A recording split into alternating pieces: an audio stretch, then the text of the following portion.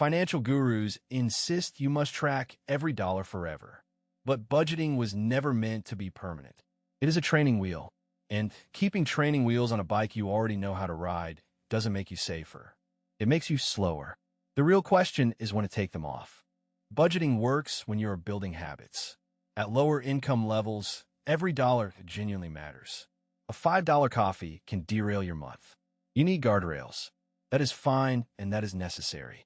But here is the mechanism that nobody talks about. Budgeting trains your brain to categorize spending as either approved or guilty. That binary gets wired in deep. So even when your income rises and your margin grows, your nervous system still treats a $10 purchase like a threat. You have been budgeting for years, and you still feel anxious about spending. That is not discipline. That is a scarcity loop running on autopilot. The budget was supposed to be a temporary scaffold around your financial behavior. Instead, it became the behavior itself. The tool became the identity. And that is where the real cost begins to show up. The problem with permanent budgeting is threefold, and each one compounds the others. First, it consumes time. Tracking dozens of categories every week is hours you could spend earning more or resting. That is a real opportunity cost that budgeting advocates never quantify. Second, it creates friction in relationships.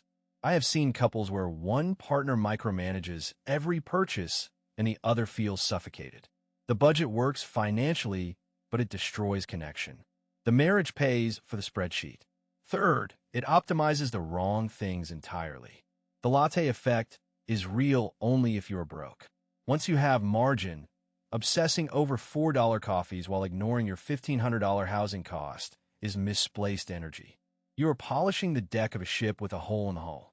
The budget feels productive because you're always doing something. But busy is not the same as effective. You're optimizing pennies and ignoring thousands. According to the Bureau of Labor Statistics, housing and transportation eat 50% of the average household budget. That is the lever, not your streaming subscriptions, not your takeout, not your coffee. The big decisions, what house you buy, what car you drive, how you finance them, those are the decisions that move the needle. Here is why people avoid them. A coffee budget takes 5 minutes to fix. Selling a house takes months. Trading in a car takes paperwork and ego. So people default to micromanaging the small stuff because it feels actionable. But the math is unforgiving. You cannot budget your way out of a housing payment that eats 40% of your gross income. No amount of category tracking fixes a car loan that is underwater. Cash flow management forces you to look at the structural decisions instead of the daily ones. It shifts your attention from the symptom to the disease. So what is cash flow management? It is still intentional. You still plan. But instead of assigning every dollar a job before you spend it, you set broad categories and monitor the net flow. You know your fixed costs. You know your savings rate. You know your discretionary ceiling. That is it. You do not track every line item. You check the balance weekly. You adjust when something is off. Think of it like a thermostat instead of a switch. A budget is a light switch. On or off. Approved or denied. Cash flow management is a thermostat. You set the temperature, and the system maintains it without you touching it constantly. It is flexible. It trusts that your habits are solid because you spent months or years building them. The mechanism here is that you are replacing active control with passive monitoring. You front-load the discipline so you can back off the surveillance. How do you know it is time to switch? 3 signs. 1.